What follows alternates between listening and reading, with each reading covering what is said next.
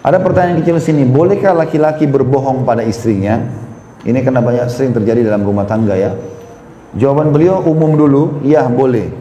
Laki-laki boleh berbohong pada istrinya untuk memperbaiki hubungan dan melanggengkan pergaulan di antara keduanya. Digarisbawahi poin ini.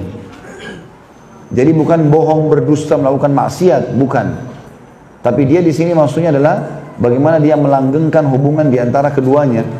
Kalau misalnya istrinya sudah mandi, sudah pakai baju bagus gitu kan, menurut istrinya sudah bagus, tapi suaminya nggak suka. Lalu dia tampil depan suami, lalu dia mengatakan bagus nggak? Masa suaminya bilang nggak, jelek? Nggak mungkin. Oh iya bagus ini. Suka nggak? Suka. Padahal dia nggak suka. Tapi melanggengkan hubungan gimana? Masalah itu ya, di poin itu. Bukan orang selingkuh, kemudian dia bohong. Nggak boleh, maksiat kepada Allah SWT, bukan itu. Tapi ini maksud seperti itu. Sama juga sebaliknya, mungkin ibu suaminya tanya, mungkin suaminya biasa saja, tapi suaminya kurang percaya diri, lalu dia mengatakan, menurut kamu saya ganteng nggak sih? Misal. Tapi ibu tahu dia tidak ganteng. Oh iya ganteng, bahkan paling ganteng di dunia. Bohong. Banyaknya orang lebih ganteng dari dia. Ada bahasa-bahasa itu ya, kamu laki-laki paling ganteng di dunia, kamu perempuan paling cantik di dunia. Mana paling cantik ini? Masih banyak orang yang lebih daripada dia. Tapi ini bahasa-bahasa masuk dalam tanda kutip ada kebohongan, tapi untuk melanggengkan hubungan. Sebatas itu. Kata beliau misalnya, suami mengatakan kepadanya, kamu adalah wanita tercantik yang pernah aku lihat. Meskipun kurang kecantikannya. Misalnya, kamu begini dan begitu. Aku berjanji akan memenuhi permintaanmu ini dan itu. Jika Allah memberikan kemudahan untuknya, maka ia akan memberikan permintaan itu. Itu semua ia lakukan dengan maksud untuk melanggengkan cinta dan pergaulan di antara keduanya. Tapi itu di sini digarisbawahi juga ya, kalau janji itu harus ditepati ya. Makanya teman-teman kalau janji selalu mengatakan insya Allah. Ya. Baik, tolong masain saya makanan ini ya. Insya Allah saya masain besok. Mudah-mudahan saya tidak lupa ya. Jadi kita janji iya, tapi kalau kita lupa pun kita lepas dari masalah hukuman. Ibu misalnya pesan sama suaminya, tolong ya kalau pulang beliin saya bunga ini dan itu. Baiklah, insya Allah saya tidak lupa ya. Dan ingat teman-teman, dalam mekanisme lapangan, dalam rutinitas sehari-hari, masalah teknis, saya sudah selalu ulang-ulangi kalimat ini. Maafkan, mudahkan. Ibu pesan sesuatu, beliin saya ini ya. Terus dia pulang, kita sudah tunggu nih. Mana pesanan saya? Oh subhanallah saya lupa. Udah nggak apa-apa besok ya. Nah, itu baru bagus. Tuh pesanan saya dilupa, pasti ada perempuan lain. Pasti begini dan begitu. Kalau saudara kamu dahulukan, kalau ibu kamu dahulukan. Berantemlah gara-gara itu. Padahal sama saja sebenarnya tujuannya, kita marah atau tidak marah, tujuannya supaya itu dipenuhi kan gitu. Daripada kita marah, terus dia nggak mau beliin besoknya. Lebih baik kita baik-baik, udahlah nggak apa-apa insya Allah. Karena Allah, kita bilang nggak apa-apa. Manusia biasa lupa, besok ya, mudah-mudahan nggak lupa. Ya, begitulah. Suami juga pulang ke rumah, pengen masak. Masakannya terus istrinya rupanya lupa masak. Atau makanan habis dimakan anak-anak. Dia pulang, mana masakannya? Oh subhanallah lupa tadi. Saya rencana sudah mau panasin, saya rencana mau masak lagi nasi tapi lupa. Ya udah nggak apa-apa, yang ada aja. Atau perlu sama-sama lah di dapur ngobrol-ngobrol sambil buat nasi, kan jadi nyaman. Mudahkan saja kalau masalah teknis begitu ya. Karena banyak rumah tangga rusak teman-teman kalau kita telusuri benang pertamanya, pemicu api pertamanya hanya karena tersinggung, hanya karena sensitif. Ini nggak boleh ada dalam rumah tangga ini. Kita berinteraksi dengan manusia, punya perasaan, punya pikiran, punya kesalahan. Nabi Adam alaihissalam, Nabi Adam waktu diciptakan teman-teman, Nabi Adam melihat malaikat. Ya, makanya Allah suruh sujud di depannya.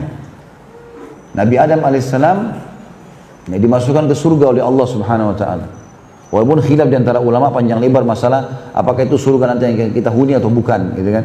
Tapi yang jelas Nabi Adam AS tahu. Tapi Nabi Adam dilarang oleh Allah. Jangan kau makan buah ini, pohon ini jangan disentuh. Nabi Adam sudah tahu Tuhannya, bisa melanggar. Bukan kita mengatakan, oh kalau gitu buat salah lah. Tidak. Tapi manusia bisa berbuat salah teman-teman. Tidak ada pasangan yang sempurna.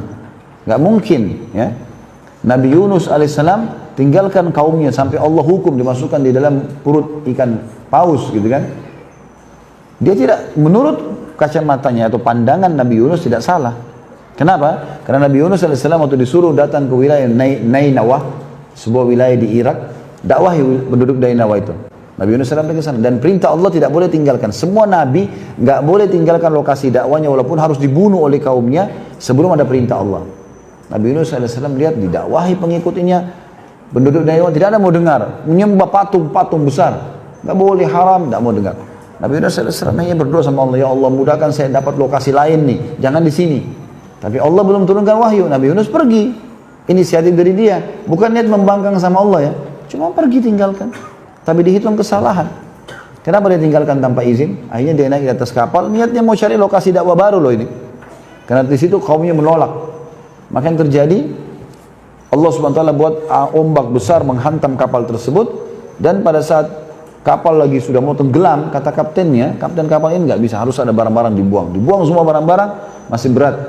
Harus ada manusia yang dibuang. Lalu mereka mengundilah nama-nama. Al-Quran menceritakan masalah itu, gitu kan? Kalau Nabi Yunus ini disebutkan dalam Al-Quran nama lainnya Zannun julukannya. Maka dia pun diundi-undi keluar namanya Nabi Yunus SAW. Orang-orang di kapal pertama bilang, ini Nabi Allah nggak mungkin salah. Kita acak lagi, kalau nama yang lain keluar kita buang di laut. Sampai 2-3 kali ternyata Nabi Yunus kalah terus. Nabi Yunus mengatakan akhirnya saya memang berbuat salah. Mungkin ini hukuman dari Allah. Dia berdiri di pinggiran kapal baru mau loncat, ikan paus buka mulutnya, telan dia. Kata Allah SWT apa?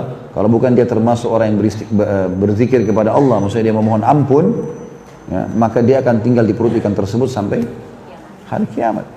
Ya.